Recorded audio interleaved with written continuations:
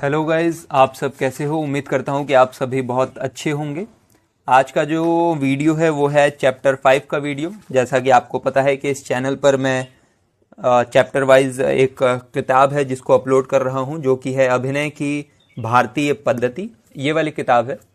तो आज जो हम चैप्टर पढ़ने वाले हैं वो है चैप्टर 5, जिसका नाम है एक्शन का निर्माण।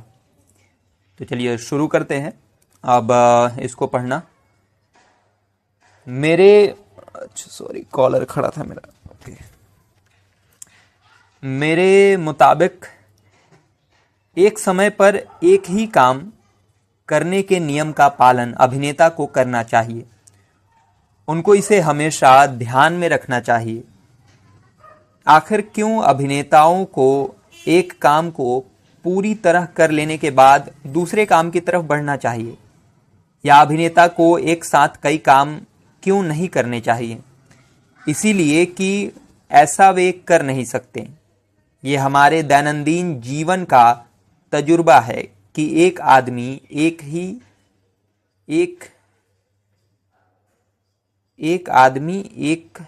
ही सॉरी, यहाँ पे मिसटाइप है। एक ही वक्त पर न तो दो जगहों पर हो सकता है और न दो एक्शन या काम साथ साथ कर सकता है। अभिनेता भी वास्तविक मनुष्य है, इसीलिए नाटकीय एक्शन भी दैनिक जीवन के नियमों से संचालित होते हैं। एक समय में एक ही विचार, राजमिस्त्री की तरह। एक समय में एक काम करने का सिद्धांत अपने में एक गहराई युक्त सिद्धांत है। यह सिर्फ भौतिक जगत पर ही लागू नहीं होता, बल्कि वैचारिक स्तर पर भी लागू होता है। एक अभिनेता एक ही समय में दो जगहों पर दो विचार नहीं रख सकता। हकीकत तो यह है कि एक ही समय में दो भिन्न विचार रखना उलझन पैदा करने वाला होता है। अभिनेता अगर दो विचारों में लीन होता है तो प्रस्तुति के दौरान ये उसके चेहरे पर दिखेगा। इसीलिए अभिनेताओं के लिए ये अहम पाठ है कि वे एक समय में एक ही बात सोचें। अच्छा, इसका मतलब ये है कि अगर जब आप परफॉर्मेंस कर रहे हैं, जब आप कोई अपना डायलॉग वगैरह बोल रहे हैं, तो आप केवल उस डायलॉग, उस सिनेरियो में रहिए। आप कंफ्यूज मत रहिए कि आप ये मत सोचिए कि पब्लिक देख रही है तो पब्लिक क्या सोच रही है, क्या हम सही कर रहे हैं, क्या गलत कर रहे हैं। वो सब सोचेंगे, मतलब मल्टीपल विचार जब आपके दिमाग में आ जाएगा तो आप कंफ्यूज हो जाएंगे थोड़े से, और कहीं ना कहीं आपका जो परफॉर्मेंस है वो गड़बड़ा जाएगा।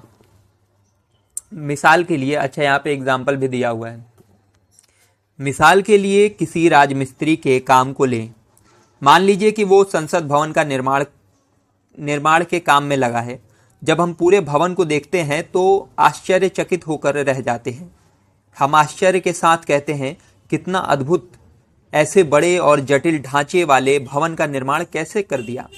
राजमिस्त्री का सरल सा जवाब होगा, चाहे संसद भवन हो या गौशाला, निर्माण संबंधी मेरा एक ही सिद्धांत है। मैं पहली ईंट पहले रखता हूं और उसके बाद दूसरी ईंट, और इसी तरह आगे सिलसिला चलता रहता है। यही मेरे काम करने का तरीका है। समझ पा रहे हैं आप कि धीरे धीरे धीरे धीरे, मतलब आपको जो अभी करना है वो करना है, उसका रिजल्ट क्या होगा उसके बारे में नहीं सोचना है। और जैसे मल्टीपल काम एक्टर करते हैं स्टेज पे, वो मल्टीपल काम ही है कि आप चल भी रहे हैं, आप भंगिमा भी बना रहे हैं, आप डायलॉग भी बोल रहे हैं। वो बहुत मल्टीपल काम है। आप लाइट भी ले रहे हैं, आपका सेंस इतना डेवलप हो जाता है कि आप लाइटिंग कहाँ से आ रहा है, कि हम सही लाइटिंग में है कि नहीं है, वो भी आप समझने लगते हैं परफॉर्मेंस करते वक्त।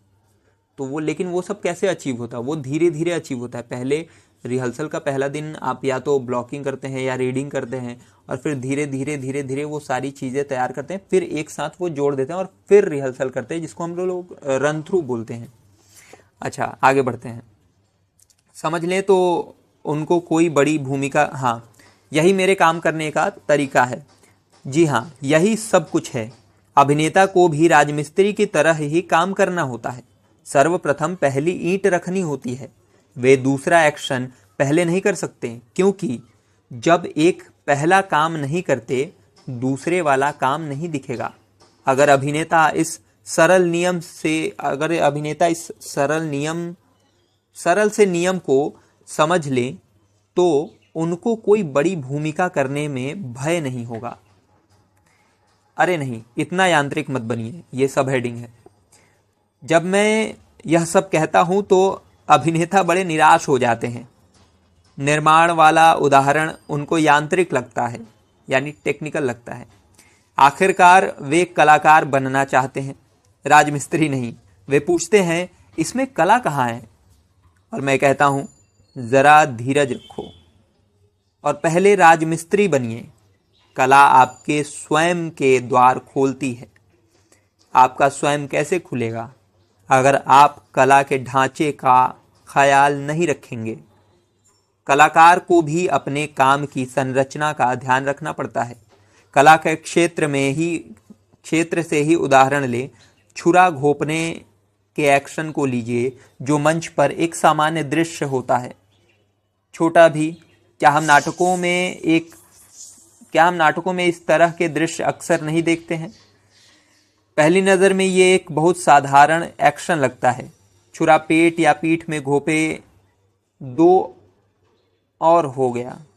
पेट या पीठ में घोंप दो और हो गया। अच्छा, बहुत छोटा एक्शन और बहुत साधारण एक्शन लगता है कि छुरा पेट में या पीठ में घोंप दो, बस हो गया। पर ज़रा गौर कीजिए कि ये एक्शन मंच पर किस तरह निर्मित होता है। अब इसका डिटेलिंग में ये जा रहे हैं। ये एग्जाम्पल है एक तरीके से। वो उसे छुरा कैसे घोंपता है, ये हेडिंग है। बेशक छुरा घोंपने का एक छोटा सा और एकल काम या एक्शन है। बस चाकू या छुरा हाथ में लीजिए और किसी को मारने के लिए उसे घोंप दीजिए। लेकिन एक अभिनेता के लिए ये एक सरल सा एक्शन नहीं है, इसी अर्थ में कि यह मंच पर हो रहे सारे कार्य व्यापार में कोई एकल दृश्य नहीं है। मंच पर जब भी कोई एक्शन होता है तब वो किसी तरह की प्रतिक्रिया के तहत होता है या उसके प्रेरक तत्व होते हैं। यह भी कह सकते हैं कि ऐसा करने के पीछे कोई उकसावा होता है। वास्तविक जिंदगी के हत्यारे की तरह अभिनेता भी मंच पर हत्या का एक्शन किसी न किसी उकसावे की वजह से करता है। रीज़न, उसका प्रेरणा कि वो मारेगा, लेकिन क्यों मारेगा, उसका मतलब रीज़न आप समझ गए ना, कारण। एक रंगमंचीय एक्शन अपने आप में फर्जी होता है। कोई ना कोई कारण होता है जिसके चलते मंच पर प्रतिक्रियात्मक एक्शन घटित किया जाता है। इसीलिए कि मंच पर सारे कार्य व्यापार या एक्शन फर्जी होते हैं। इसीलिए अभिनेता अपने भीतर सिर्फ एक ही वास्तविक चीज को निर्मित करता है, प्रतिक्रिया की भावना। आखिर कोई अभिनेता सचमुच मंच पर किसी साथी कलाकार को छुरा घोंप या मार सकता है क्या? नहीं, वो ऐसा नहीं कर सकता। एक अभिनेता को भावना के स्तर पर इसकी तैयारी करनी होती है। एक छुरा घोंपने का फर्जी एक्शन सचमुच का लगे, इसीलिए अपने भीतर प्रतिक्रियात्मक भावना का निर्माण मुख्य एक्शन से ज़्यादा महत्वपूर्ण हो जाता है। अब सवाल है कि हम इस प्रतिक्रियात्मक भावना की पहचान कैसे करें? इसके लिए हम उसी उदाहरण की तरफ लौटे जो हमने अभी अभी दिया था। मंच पर एक आदमी द्वारा एक औरत को चाकू घोंपने का कार्य व्यापार होता है। चाकू घोंपने से पहले क्या क्या चीज़ें होती हैं, वे कुछ इस तरह होंगी। पहला काम होगा, पहले मन में ये विचार आना कि चाकू घोंपना है। दूसरा काम होगा, इस विचार के कारण वो आदमी औरत की तरफ घूमता है। उस औरत को देखते हुए उसके भीतर गुस्सा उबलता है। गुस्से में वो चाकू निकालता और उठाता है। उसके भीतर की हिंसा उसे जकड़ लेती है। वो चाकू घोंप देता है।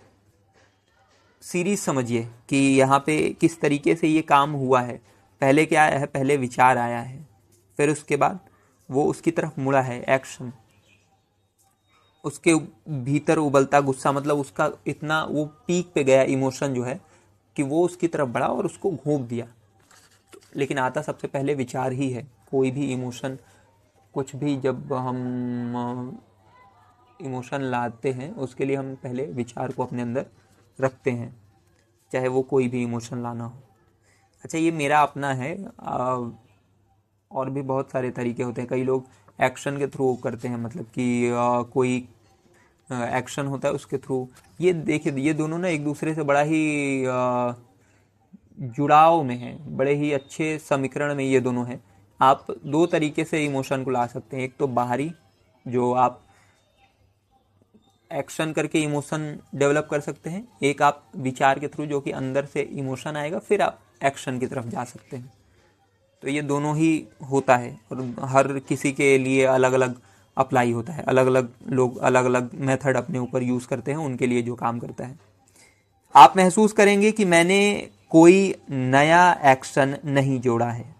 मैंने यहाँ उन चीज़ों की क्रमवार पहचान की है जो चाकू घोंपने के एक्शन के पहले होते हैं।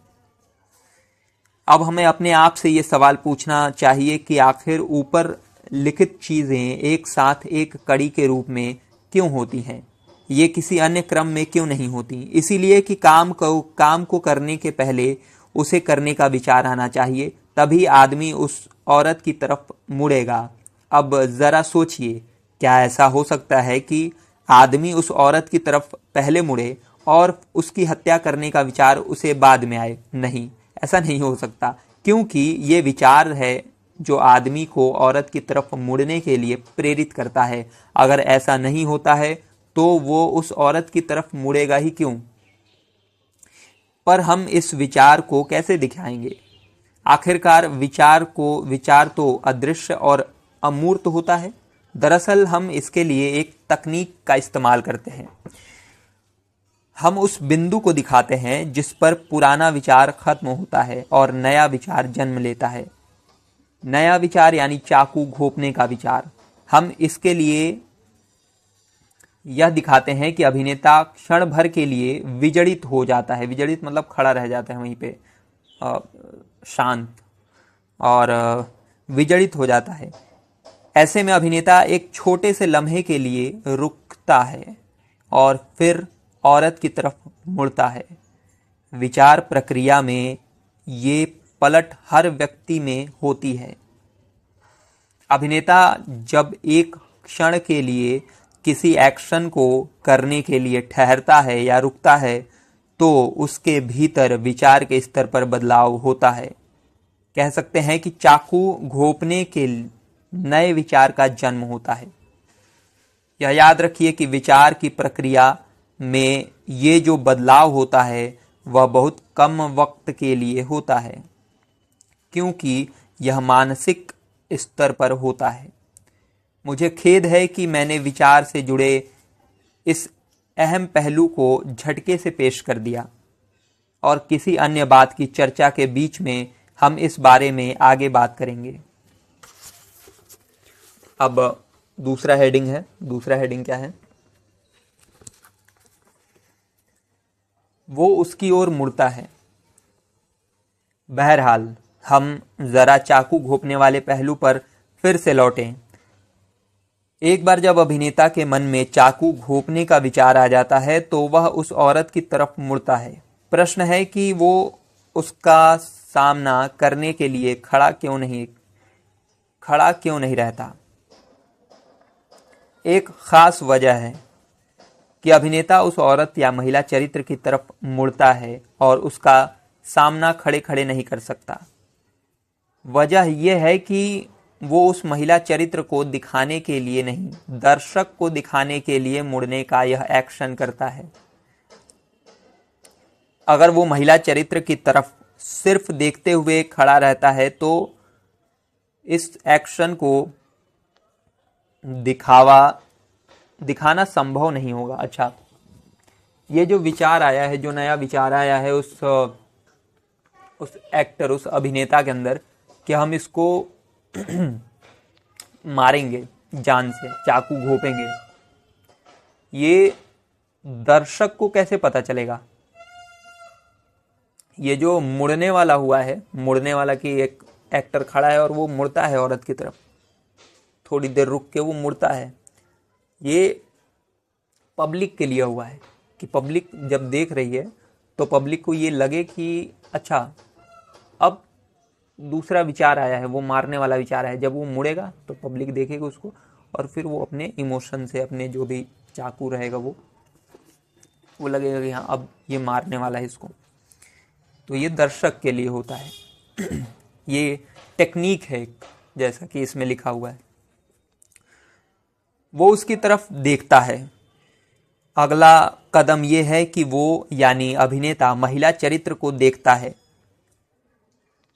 यह पूछा जा सकता है कि अगर वह महिला चरित्र उस अभिनेता के सामने खड़ी रहती है तो एक ओके मेरा गला जो है मैं थोड़ी देर के लिए वीडियो रोकता हूँ, यहाँ पे मेरे गले में थोड़ा प्रॉब्लम हो रहा है। ओके गाइस, तो जहाँ से मैंने स्टॉप किया था वीडियो वहीं से स्टार्ट कर रहे हैं। वो उसकी तरफ देखता है। अगला कदम यह है कि वो यानी अभिनेता महिला चरित्र को देखता है। यह पूछा जा सकता है कि अगर वह महिला चरित्र उस अभिनेता के सामने खड़ी रहती है तो अगला एक्शन, तो एक अलग एक्शन की क्या ज़रूरत है। असल में ताकना और देखना अभिनेता के लिए दो अलग अलग काम हैं। अभिनय के लिहाज से ये ज़रूरी मगर बारीक फ़र्क है। ताकना सिर्फ किसी खास चरित्र की ओर नज़र डालने का काम है, लेकिन देखने का आशय उस खास और पूरे दृश्य से अलग करके देखने का है। यानी ये फोकस का मामला है या उत्कटता से देखने का। अच्छा, इसका मुझे नहीं पता कि ये क्या है, उत्कटता ही लिखा हुआ है, मतलब नहीं पता मुझे इसका। हर अभिनेता को अपने आप से यह प्रश्न पूछना चाहिए, वो महिला चरित्र दृश्य में है, लेकिन क्या मैं उसे देख पा रहा हूं? और इससे भी अहम ये सवाल है कि क्या दर्शक को लग रहा है कि मैंने उसे देख लिया है? अगर मैं उसे भली भांति देख लूं तो मेरे भीतर की घृणा अपने लक्ष्य तक पहुंच जाएगी।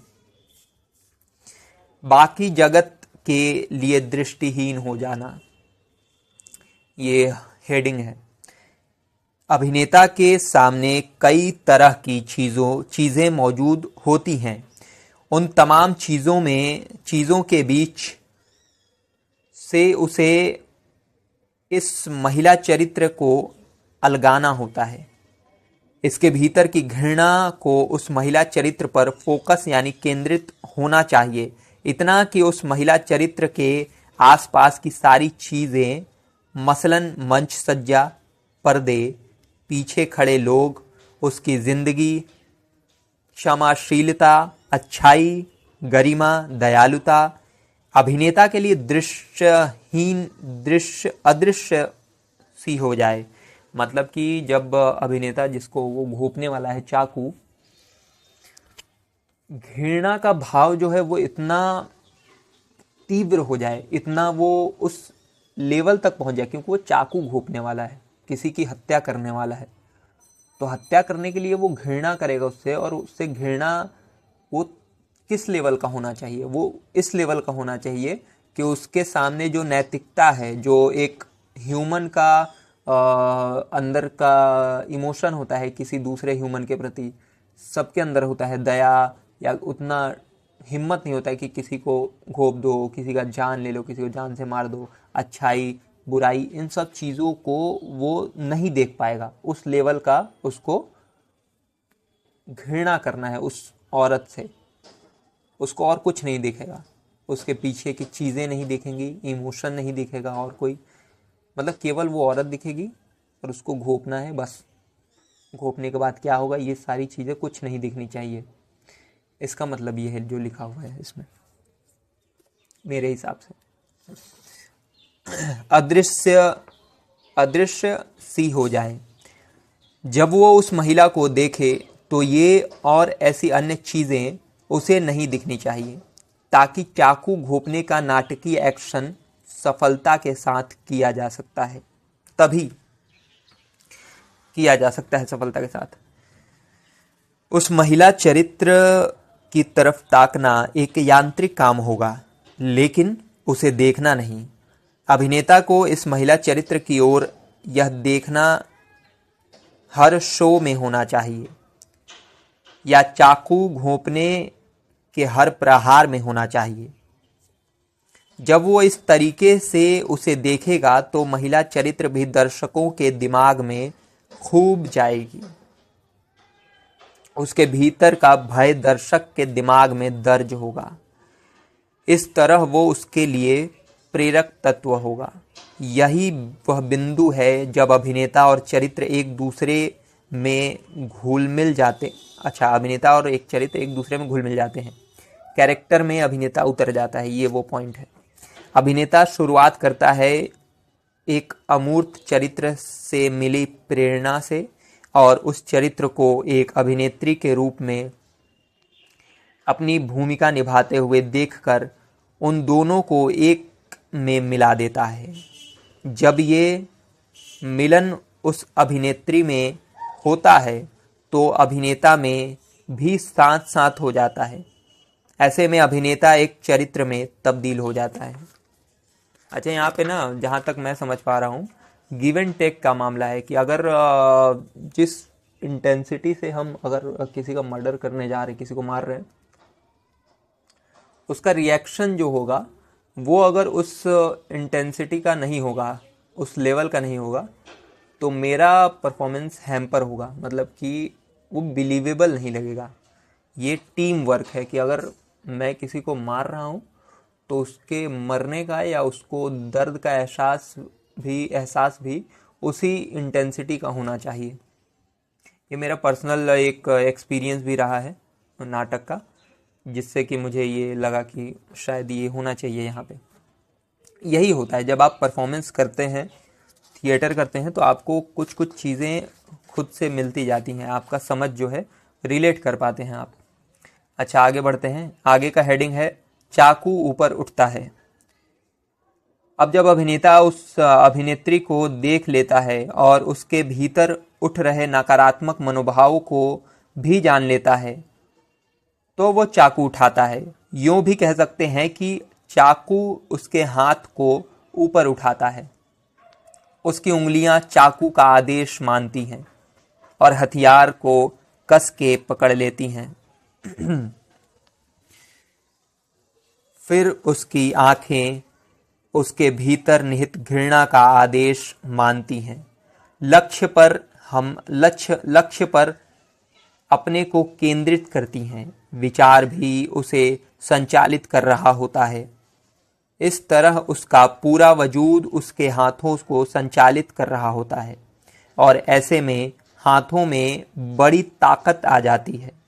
अभिनेता उस महिला चरित्र यानी अभिनेत्री के सिवा किसी को नहीं देखता, उसके अलावा किसी को नहीं सुनता। उसका ध्यान एक जगह स्थिर हो जाता है। चाकू घोंपना, यह दूसरा हेडिंग है। अब हम असल एक्शन पर पहुंचते हैं, यानी चाकू घोंपने की क्रिया के पास। ये इस तार्किक प्रक्रिया की पूर्णाहुति है। अभी जो जितनी सारी लॉजिकल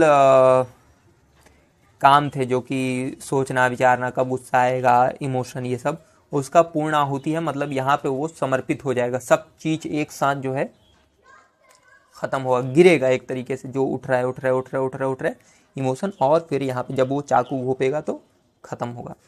तो चलिए इसको पढ़ते हैं। पूर्णाहुति है। पूर्णाहुति मतलब कि वही होता है।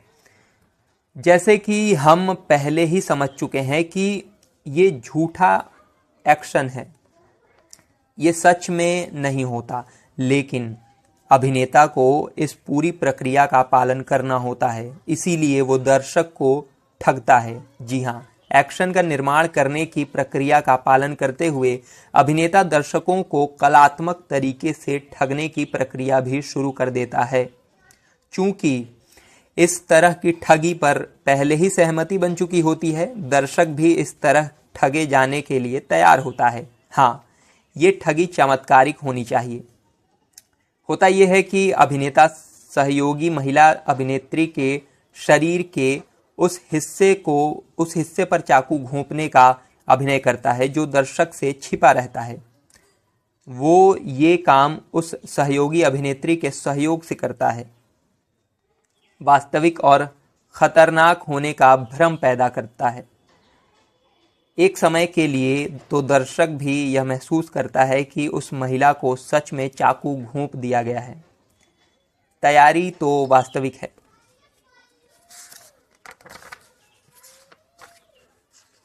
ये दूसरा हेडिंग है। अच्छा, ये चैप्टर थोड़ा लंबा होगा मुझे जहाँ तक लग रहा है, क्योंकि अच्छा चलिए पढ़ते हैं। तैयारी तो वास्तविक है। सिर्फ चाकू घोंपने की क्रिया ही नहीं, मंच पर होने वाला हर एक्शन सचमुच में नहीं होता, चाहे वो किसी को पीटने का दृश्य हो या चूमने का, भोजन करने का, पानी पीने का, लिखने सिलाई करने का, फूल तोड़ने का, किसी चीज़ को उठाने का। हर काम या एक्शन अपने में छलावा होता है, ये आप सबको पता है। पर चूंकि तैयारी वास्तविक होती है और एक्शन झूठा, इसीलिए अभिनेता को अपना पूरा ध्यान तैयारी पर केंद्रित करना चाहिए। तैयारी में एक्शन के लिए प्रेरित करने वाले तत्व भी शामिल हैं। रिहर्सल के दौरान एक्शन के हर पहलू का अभ्यास करना चाहिए और उसमें पूर्णता लाने का प्रयास भी। यही ट्रिक या चाल है। दर्शक जानता है कि उसे छला जा रहा है और वो इस बात से खुश होता है कि ये काम भली भांति हो। यह कृष्ण के माखन चोरी जैसा है। कृष्ण जितना माखन चोरी करते हैं, माँ यशोदा उतनी ही खुश होती हैं। आखिरकार माखन है किस लिए? बच्चे के लिए ही तो। शकुंतला का फूल तोड़ना। अब ज़रा दूसरी किस्म की क्रिया या एक्शन पर ध्यान दें। ये प्रतिक्रियात्मक होता है।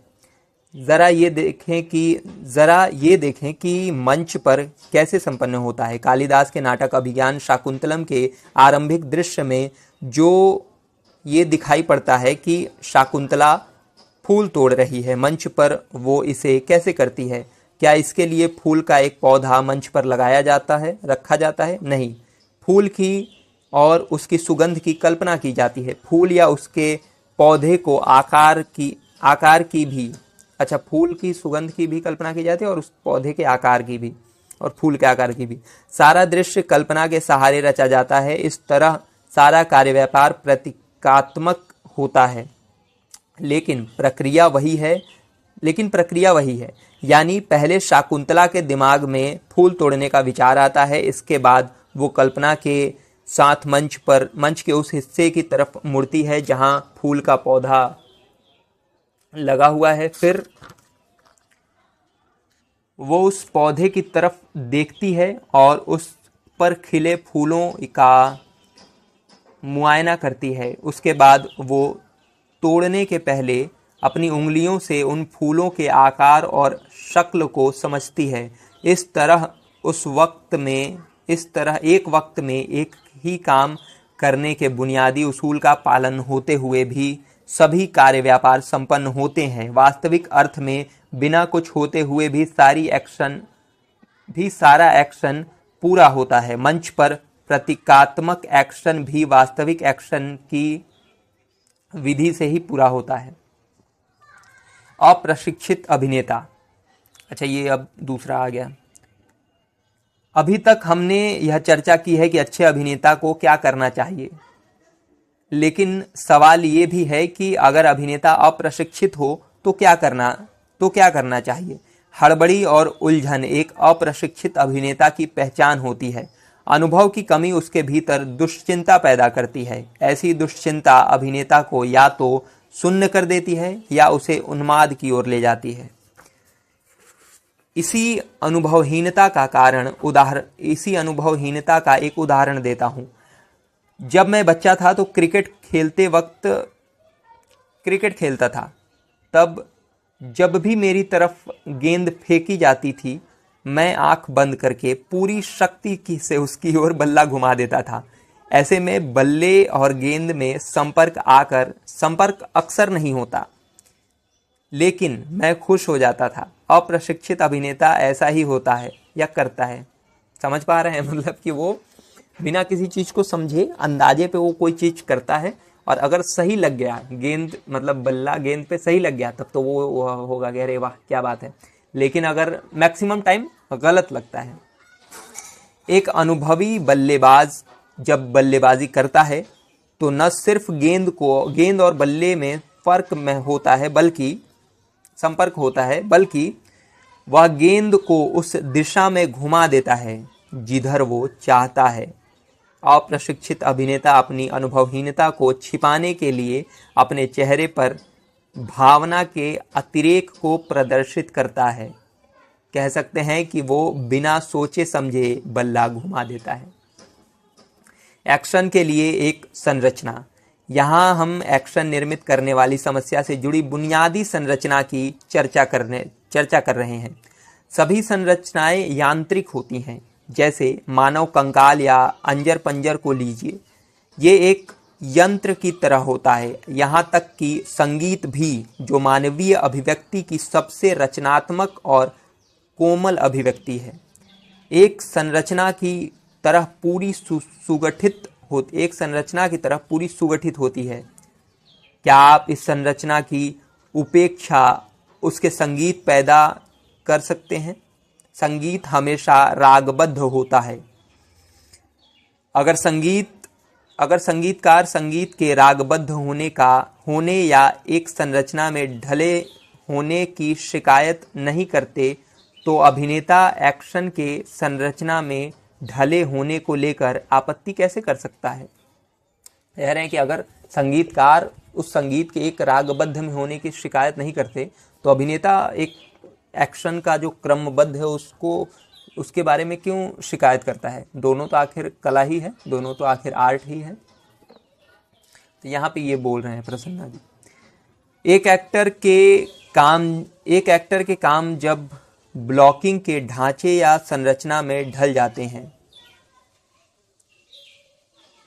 तभी वो अभिनय करने की आज़ादी को महसूस कर सकता है। अच्छा, जब ब्लॉकिंग हो जाए तभी वो अभिनय के आज़ादी को महसूस करता है। इसीलिए पहले अपने को एक ढांचे में ढालें, उसके बाद ही आप मंच पर रचनात्मक रूप से स्वतंत्र हो पाएंगे। समझ रहे हैं? आज़ादी की कोई गारंटी नहीं, इस बात की कोई गारंटी नहीं है कि आज़ादी आपको रचनात्मक होने की तरफ ले जाएगी। मतलब अगर आप ये कोई गारंटी नहीं कि अगर आप उस ढांचे को, उस क्रमवार तरीके को फॉलो नहीं करें तो आप बहुत रचनात्मकता की ओर चले जाएंगे। इसकी कोई गारंटी नहीं है। एक ढांचे में ढल जाने के बाद भी कोई अभिनेता मंच पर बेजान और सुस्त हो सकता है, लेकिन ये सभी प्रकार की अभिव्यक्तियों या क्षेत्रों के लिए सही है। एक महान संगीतकार रागों के नियमों में बंधे होने के बावजूद स्वतः स्फूर्त हो सकता है और एक साधारण संगीतकार ऐसा करते हुए भी एक कुछ खास नहीं कर पाता।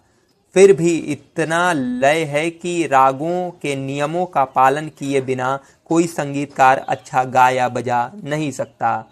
यही नियम अभिनय के क्षेत्र में भी लागू होता है।